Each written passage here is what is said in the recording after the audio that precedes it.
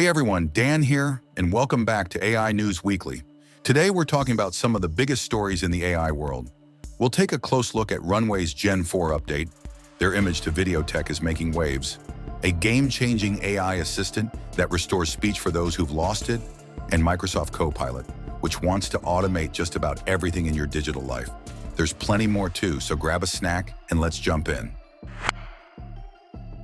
Runway Gen-4 now comes with a powerful image-to-video model that can take just one reference image and generate a sequence of frames that maintain style and consistency. Originally, Runway started to look outdated compared to competitors like Kling and LumaRay, pushing the team to rethink their product. The result is a model that, in my tests, outperforms anything else at holding on to the look and feel of a single reference image. No weird glitches or drastic changes mid-video. It's quick, surprisingly high quality, and takes a lot of the guesswork out of turning static images into dynamic clips. The downside? Runway is still a paid service, and for longer videos, the cost can add up. But if you need a reliable tool for AI-driven video, this might be your best bet right now.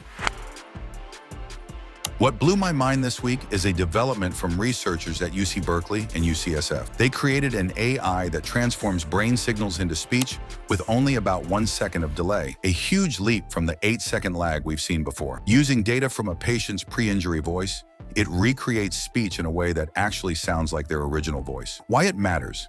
Imagine being trapped in your own body, unable to speak due to ALS, stroke, or severe paralysis. Older systems introduced a frustrating lag up to 8 seconds, making real-time conversation virtually impossible. Now with just a single second of delay, these patients can talk, joke, ask for help, and interact much more naturally. It's not just a tech breakthrough, it's a lifeline. By solving the latency problem, this AI could restore a level of normalcy and independence that was once off the table. In practical terms, it means quicker responses, more fluid conversations, and a massive boost in quality of life for people who'd otherwise remain silent. That's a revolution in healthcare and communication, showing how AI can genuinely change lives.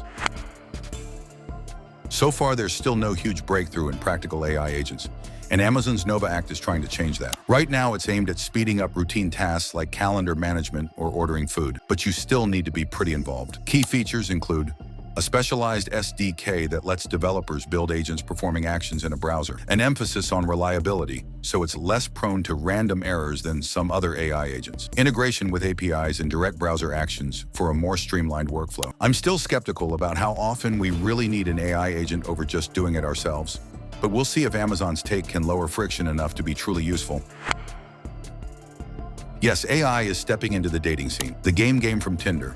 It's designed to help you improve your flirting skills by interacting with AI persona. They give real-time feedback on how charming or not you're being, limiting you to just a few sessions a day so you don't get too hooked on digital flirting. I'm not entirely convinced about learning emotional cues from AI, but it's an interesting peek into a future where virtual characters might replace, or at least supplement, human conversation for some people.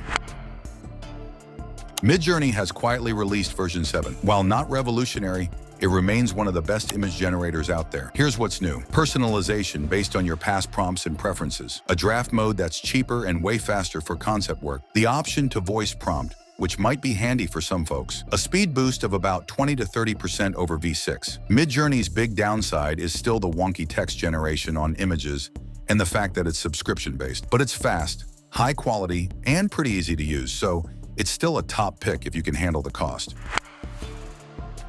OpenAI is flexing some marketing muscle by offering 2 months of ChatGPT Plus for free to all students in the US and Canada, right before exams. Genius timing, right? Once people get a taste of how easy homework can be with ChatGPT, the thinking is they'll keep paying post-graduation or even sooner. Marketing gold. If you're a student, you might as well enjoy the ride. Just don't forget to actually learn something too. Microsoft celebrated its 50th anniversary by going all in on AI integration with Copilot. Here are the highlights.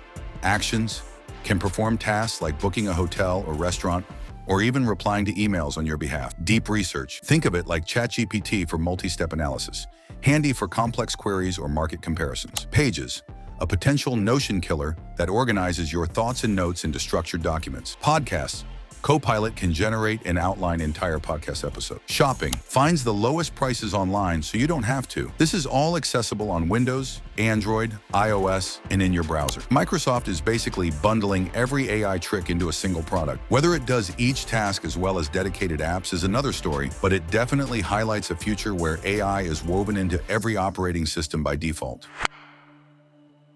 Anthropic posted some fascinating insights into how Claude, their advanced language model, actually thinks. Rather than following strict human-coded rules, Claude develops internal strategies after training on vast data. Researchers used an AI microscope to see this in action, revealing some surprising behaviors. Claude keeps a universal conceptual map, letting it easily juggle different languages and contexts. It sometimes appears to plan responses ahead of time, especially for structured tasks like poetry or problem solving. Now and then it spins off plausible but incorrect logic, reminding us that no AI is flawless yet. This is more than just a nerdy dive into AI internals. Understanding how Claude organizes knowledge and makes decisions could help developers refine these models, reduce mistakes, and increase transparency in how AI arrives at its answers.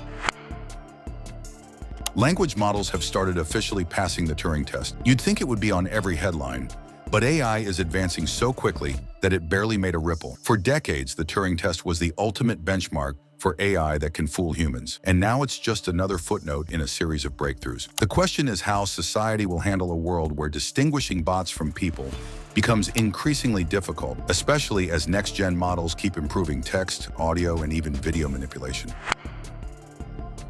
That's it for this week's headlines.